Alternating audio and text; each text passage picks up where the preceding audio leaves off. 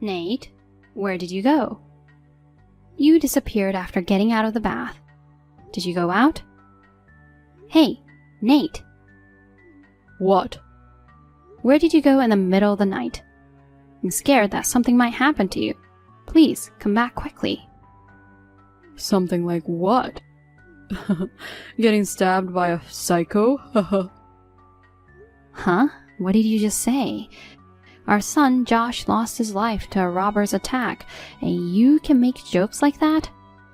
It's been just 3 days since we lost him. Whatever, shut up.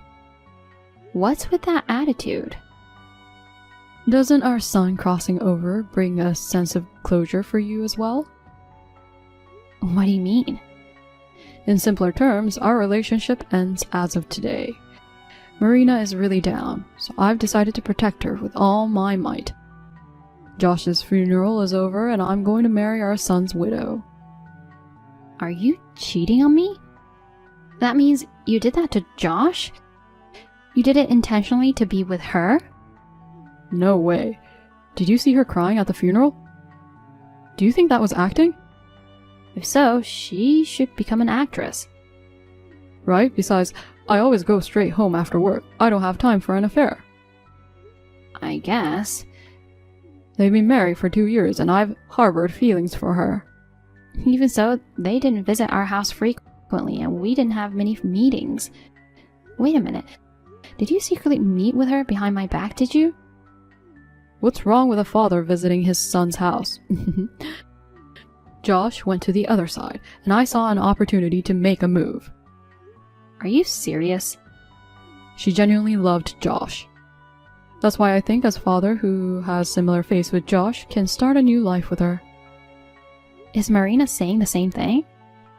At first, she flatly rejected me. No matter how much resemblance there is, she says she couldn't. Of course, a normal person would respond that way.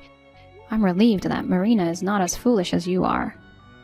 I couldn't give up, so I continued expressing my feelings over the phone for these 3 days. I told her that I was dumping the woman in her 50s and committing myself entirely to Marina.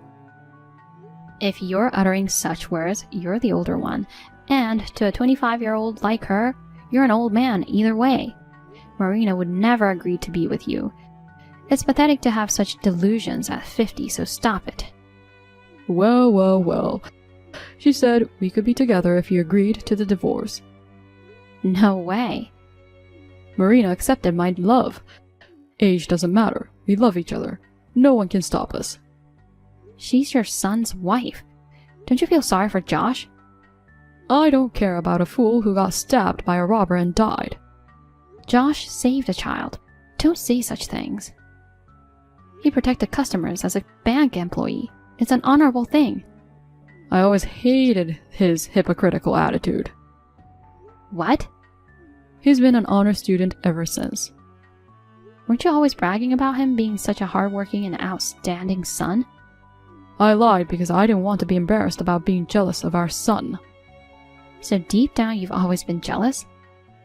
Even when he got a job at a famous bank or when he married a beautiful high-income wife, I can't even express how badly I wanted to punch him. He was the world's most kind and just son. Seriously, do you even realize how embarrassing and insane you sound right now? Nobody has the right to insult my son, especially now that he's gone. I always hated that about him. I'm glad he's gone now. How could you say that? Well, we will forget about that idiot and get on with our lives. Fine, do whatever you want.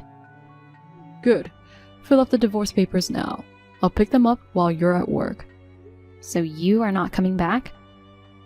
I left with that intention.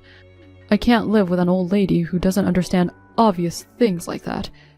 I'm going to live at my friend's house until you leave. Friend's house? Do you mean Marina's house? What? After all, aren't you two already in an intimate relationship? Josh passed away 3 days ago. Talking about divorce is too sudden. Definitely not. Marina won't even let me in her house. She says not until I break up with you. Really?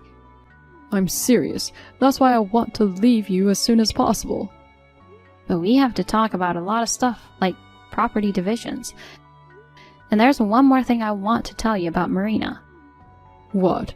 You're bad-mouthing her? That's not going to sway my feelings. I don't want to hear anything from a loser old lady, so... No, Josh asked me for advice a while ago. Josh was backstabbing her with you, huh? Why would he do that? Listen to me. I won't talk to trash that conspired with my foolish son to bully her. I hope you disappear now. So long, old hag, and watch your step at night. Just yesterday we were talking about living as long as our son. I can't believe that all those words were a lie. If our son, who was an earnest and capable banker, sees the situation now, I wonder what he will feel. I have no intention of staying with my husband now that he talked to me like that. But even if we divorce, there is one thing about Marina that bothers me. Just as I was about to discuss this with my husband, he did an unforgivable thing. What's the deal with you? I put the divorce papers in the mailbox, but you haven't filed them yet? It's been 3 days already. It's only been 3 days. I have a lot of preparations to make. It felt like an eternity to me, and I couldn't take it anymore, so I had to take decisive action. What do you mean? Starting today, Marina and I will be living in our house. Don't be selfish. You are so dumb. It's too late for you to say anything now. I got home just in time to see you head to work. I've already sorted things out. You're joking, right? I've already made arrangements for the construction. I'm going to knock down your room and Josh's room to make a bigger space. Marina and I will have our own bedroom. That's impossible. What happened to our personal belongings? Don't worry, I sent them to your parents' house. Josh's belongings too? Oh, I got rid of those. It was garbage day, so... What? His old bags, stationery, and photo albums might not be worth anything if I saw them. They were all cherished mementos. Which means garbage. They're irreplaceable memories. I can't believe it. Take that crap. What about the urns? I'll take care of it if you don't. Don't tell me you threw that away too. I told you I threw everything away. I packed them in garbage bags and took them out. Are you serious? No way. Go get them back. I took them hours ago. They're already gone. Oh no. Are you sure there's nothing left? There's not a damn thing. I already changed the locks on the front door, so if you come looking for them, you can't get in. I've also informed the construction workers to turn you away if you come looking for me. I told them you're a stalker who's jealous of me and Marina. They might call the police. You're a rotten person, no matter how far you go. If that's how you feel, go ahead and submit the divorce papers. I'll do it without being told. Now, I want to be a stranger as soon as possible, even if it's just for a moment. Great. My share of the property is the house to you. If you've already made arrangements for construction, I don't have a choice. Can we agree that I get the savings instead? Sure. Go take it, if I get to be husband and wife with Marina as soon as possible. Take it as you will. I'm rather sorry that's all you get. I'll always have my darling Marina, though. You're going to spend your old age as a divorced woman without a son. I'm sorry you don't have a son. I'll give you one last piece of advice, having been a married couple for over 25 years. What? Be careful with the poison. Are you trying to bury us in hatred or something? I'm not going to do anything. I'm talking about your new wife. Of all things to say, you're such a pathetic woman trying to blame Marina just out of spite. Say whatever you want. I tried to give you some advice, but I don't want to explain myself any further to someone who doesn't want to listen to me. I don't listen to advice from a loser. Get the hell out of here. Don't contact me again. Help! No, I won't. I haven't even told you why I'm here, so why the immediate response? I'm not so soft-hearted as to help someone who treated me so badly. Don't hold a grudge. You're the only one I can count on. We've been a married couple for over 25 years. Help me. I see. You're in a tight spot, huh? I listen to you if you have something interesting to say. It's not an interesting story. The truth is, once Marina and I got married, she turned into a control freak. She lost her husband like that. I'm sure she has anxiety. No, it's not like that. She checks in on me every 3 minutes to see what I'm doing. She sets meals and bedtimes. She even controls my bathroom schedule. What about work? She asked me to quit because she's the one earning, and she wants me to greet her with a smile every day. You've always complained about not wanting to work and how hard it is to work. Good for you. There's no way that's good. If I break my schedule even a little bit, I get slapped. Ouch, she's so strict. I can tolerate it if there's something good thing, but that woman has nothing but bad things. Especially her cooking, it's disgusting! How dare you criticize your own wife's cooking? She can only make burnt bread or something messy like dog food. Maybe she thinks you're a dog. No way! The food is messing with my health. I keep going between diarrhea and constipation and I can't sleep. You are just overthinking. Seriously, the food is like poison. Why not just avoid eating it then? Then she will start slapping me if I don't eat it. Well, she doesn't seem like the type of person who would do that. Remember how you warned me about poison before we split? Surprisingly, you remember that. If you know anything about it, tell me now. Josh was telling me a similar story to yours. What do you mean? She's kept asking him to quit his job. He always doesn't feel good and the food tastes awful.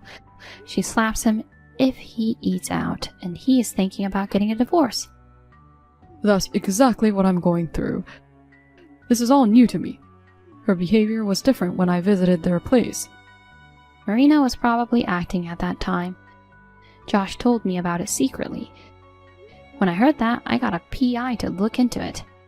Apparently she's quite dependent and has some crazy mental issues. What on earth is going on? She wants to dedicate herself wholeheartedly to the person she's locked onto in exchange for having everything go her way. She wants to keep them in a cage. So, in a way, I'm in a cage? Absolutely. It's like your personal doghouse. Right when I was trying to rescue Josh from that kind of woman, tragically, he got stabbed and passed away. Why didn't you say anything to me? You should help me too. You ignored what I was saying. I misunderstood. I thought you were being mean to her. It would have helped if you were patient and sought a proper discussion. I'm blaming you for this. Can you quit blaming me for it? I can't stay here forever. Why don't you just run away? She works from home all the time. I don't have any chance to escape. She even made the bedroom bigger so she could see the whole room at a glance. It was to keep an eye on me. Even Marina has to go to the bathroom or take a bath, right? I tried several times, but it didn't work. Why not? She's watching me 24 hours a day with a GPS on her phone. Even if I leave the house, I'm always caught somewhere. Why don't you just leave your phone? I should run away completely alone? I can't stand being lonely like that. Are you stupid? You should at least put up with that.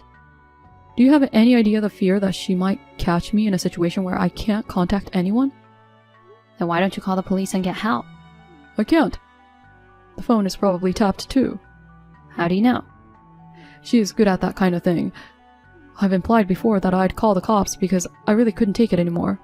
She slapped me back and forth 5 times, and then she threatened me with what would happen if I reported her. If you can get online, there are other ways, like asking for help on social media or contacting the police website. I can't do anything except the messaging apps. My phone has restrictions. Why would a grown man like you have restrictions? Did you just give her your phone and let her set it up?